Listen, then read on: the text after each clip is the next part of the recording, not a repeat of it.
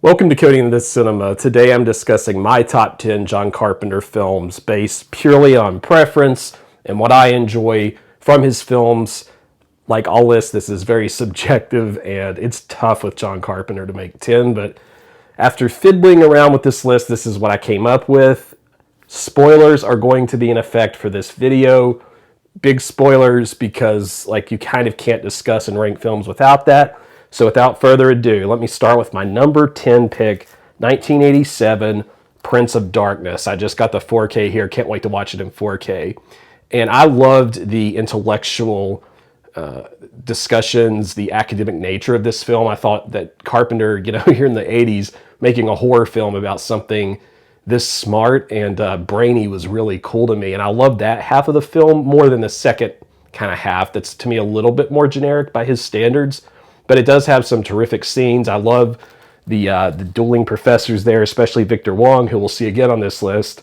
It's just how all these different academic people are working together. It's just really a really fun movie and at times kind of scary in those narrow alleyways, with all these threats coming toward the building, which I think that idea was expanded upon a little bit in another film that's going to come up on this list. But nonetheless, Prince of Darkness is one that did make my number 10, and I really enjoy it. All right, my number 9, this is one of the best atmospheric films in this list and certainly some of the best soundtrack work from Carpenter. This is The Fog, my number 9 pick, The Fog, 1980. Really good atmosphere with this town, being potentially overtaken by zombie pirates or whatever they are. That part of the movie is kind of fun and interesting. I just like listening to the woman talk on the radio and then all this seaside vibes and the soundtrack's relaxing. Like, this movie isn't especially scary to me, but I just enjoy the way it makes me feel. It actually reminds me a little bit at times of The Birds with Tippi Hedren, the Alfred Hitchcock movie, in that sense. And I love how in this film a lot of the characters are just naturally good people and they help each other and they all want what's best for each other. I love that community and that feeling that's built in The Fog, even though, like I said, I didn't find the narrative for me isn't quite as engaging as some of his narratives, but everything else about it's just perfect to me. So I have The Fog at number 9, and I love my Steelbook copy here. Just absolutely love it. Been putting that on lately. Okay, number 8 for me is going to be one of probably the most influential for me growing up, even though I didn't see it growing up. This is Big Trouble in Little China from 1986, one of the Kurt Russell films. And I love his chemistry in that film with Dennis Dunn. When they're going through this, I don't know what you want to call it, a precursor to Mortal Kombat in a way. That's the reason I said it had such an influence on me growing up, because I played a ton of Mortal Kombat in different arcades and things like that, or on my Super Nintendo.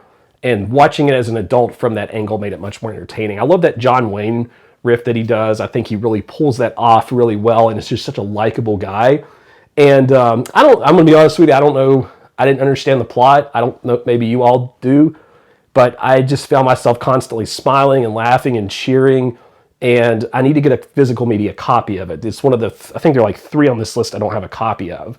So if you all have any good suggestions, let me know for Big Trouble in Little China. But what a good kind of buddy movie in a way. And just his truck driver persona, A+ on that. All right, my number 7, and I don't have this one as high as some people, but I really enjoy the film, and I'm probably going to get the 4K that's coming out very soon at the time of this video. It's not out yet. But this is 1994 with Sam Neill, In the Mouth of Madness. Now, this reminds me a lot of something, a Stephen King kind of novel put to life. The film even talks about that. And I love Charlton Heston's role in there. It's really the kind of thing I think Sam Neill excels at, right? We see him in these science fiction, Jurassic Park. I really like Merlin, the 90s series that he was in. If you've never checked that out, I've talked about that before. Possession, which, I think Possession's a little bit better of a movie than this, but In the Mouth of Madness is a really cool concept there. Does the town exist because the writer, the people believe in the writer? Do I exist because of the writer? All these different questions get asked, and I think it does have some scary and dark moments. I love the, sort of a switcheroo, unexpected thing there at the end, however you want to put that. I enjoy when the one girl goes crazy and all that. I love all those parts. And like I said, Sam Neill, for me, I will always like films a little better that he's in. And I just don't have it high on the list because the rest of these films I just liked even better. And it was tough to place in the Mouth of Madness. I know for some people that's going to be, 4, 3, 2, maybe even 1 for you. So you'll have to let me know where you would put that. But that's where I put In the Mouth of Madness. Number 6 is the second John Carpenter film I ever saw, and I have a DVD of it that I've put in a Blu-ray case. This is Assault on Precinct 13. I've seen this multiple times, really enjoy it. From 1976, I love how grounded and real it feels despite how kind of outlandish it is with this police station being taken over. It does have a Resident Evil 2 vibe in that sense. I mean, all the different bad guys kind of acting like zombies, invading a police station. But I love the main character and how he sort of comes into this just like unexpected situation and handles it so well and so maturely. And again, much like I said with the Fog, I feel like even the criminals in this are just all trying to work together and create, a safe and better place, and they're doing what they can, and the effects and stuff like all that I think is really cool and builds a lot of tension and suspense. Even if the narrative, I wanted just a little bit more punch out of it, I've always enjoyed Assault on Precinct 13. There was a time when I even liked this film a little better. But I don't know, number 6, Assault on Precinct 13. My next 2 are pretty similar in terms of how much I like them. And I just put They Live just behind my number 4. And I love my steelbook of They Live. This movie has it all. It's got the humor. It's got the cool concept. It's extremely, not subtle in its politics, I don't think. The idea that, this alien force of extreme power and influence has come in and sort of turned everybody into mindless consumers. This is one of the most timely, it's so timely, and it's such a good message. And I love the long extended fight. I wouldn't have changed that for anything. And the ugly light is so funny. God, I just laugh all over again thinking about this as I do this whole list. It's just so fun. Like the sunglasses. This is what directors need to do. This is what everybody needs to do this. Find something like the sunglasses and make it have that much importance and that much impact. It doesn't have to be anything bigger than that. So I really loved how this movie gets a lot out of a little at times. The effects, everything are great. And I just love this film and the charismatic performances. And speaking of charismatic, now this film has gone up considerably on my list. And I think it might be because I put it, a Saturday again, and I had it in 4K, and I just had the best time. Escape from New York. It has it all. It has the cast. It has the names. It has Kurt Russell. It has Kurt Russell kind of being like Clint Eastwood instead of John Wayne, alongside of Lee Van Cleef, right, in that early part. And Lee Van Cleef actually is in this more than I remember when I was rewatching it. And it has Harry Dean Stanton, who's going to come up again, and just all the Ernest Borgnine. It's just got the cast, and then the humor is perfect. It always works. The action is great and terrific. It has the soundtrack. It feels so distinctly John Carpenter. No one could have made this movie but John Carpenter. And I love how Donald Pleasance is this aloof president who just, once he's actually rescued, it's just he doesn't even care anymore about the common people. And I think that had this special, meaningful touch at the end for that character to be played in that way. And it's just a terrific performance from that actor. He's a great actor. But Snake Plissken, what a name, right? What a character. So that's my top 4 so far. Now, my next 3, my top 3 are all basically interchangeable for me. So I went back and forth, and I tried to consider how long I've liked the film, or how personal of an impact it made, and how important it is in culture. And I think I arrived at where I want to be on these, but they were close, because for me, these 3 films are all of a very high 5-star quality.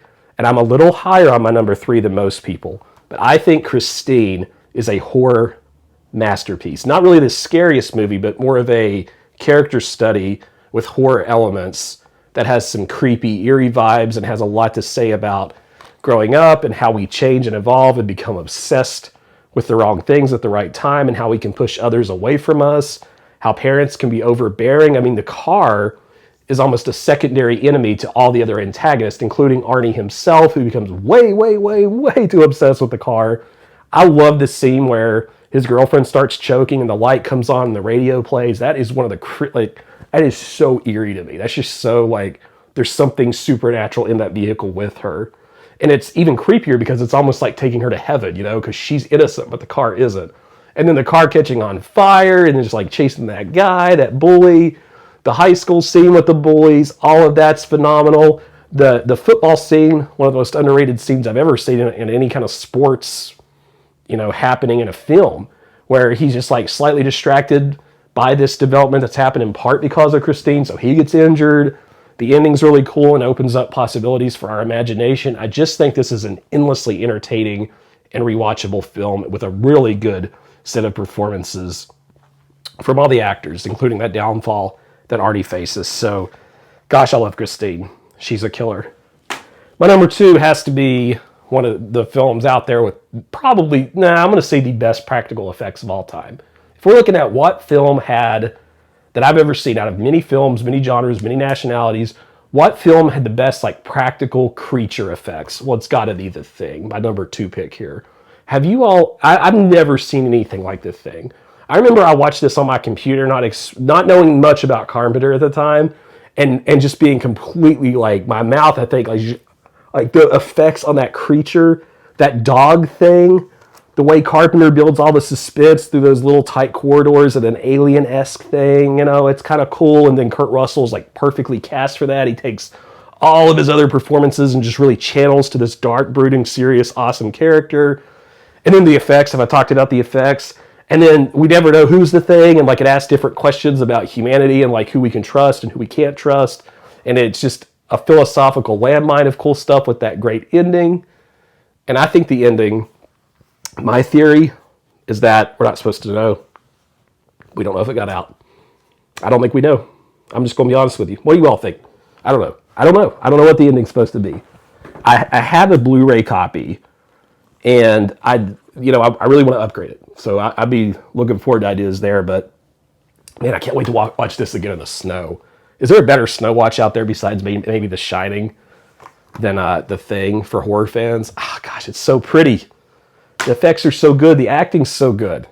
How do you even, like, if it weren't, okay, look, I'm going to put Halloween number 1. And I know a lot of you would put The Thing as number 1. But this film is probably the reason I got into older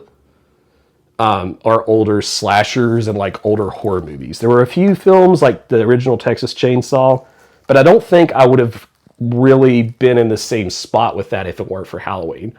This film was one of the first, okay, so I would watch Siskel and Ebert reviews, and then I remember, finding those on YouTube years and years ago when they weren't as easy to find, and then they talked about how they loved like the shadows and stuff in the closet and how much suspense that built. And I really like Siskel and Ebert, so I put this in and watched it, and my old DVD is worn out. I mean, I've seen it so many times.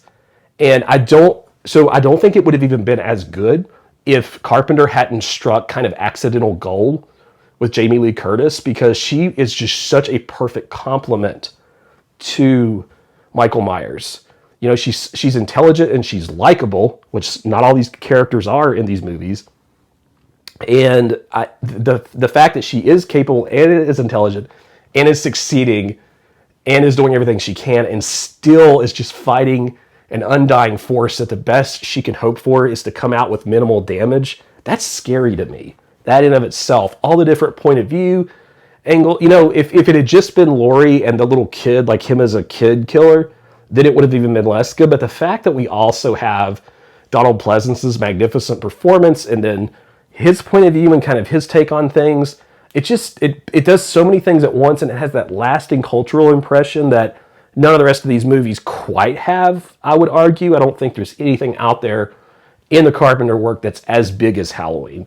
And I've just loved it forever. It's a yearly watch for me, and I'm hoping I'll probably put it in on Halloween if I can. I mean, sometimes I can't. Or I'll put it in like in the next few days because I'm filming this just before Halloween. The one, the only, the classic, and I have this clever little Walmart slipcover here. I really like this. But anyway, those are my top 10. So you'll have to let me know your top 10 or your thoughts or where you agree or disagree in the comments, or maybe there's one in here that you think should have been here. You'll have to let me know. Click the thumbs up button for me if you would. It'll help grow the channel. And subscribe if you haven't to Cody in the Cinema.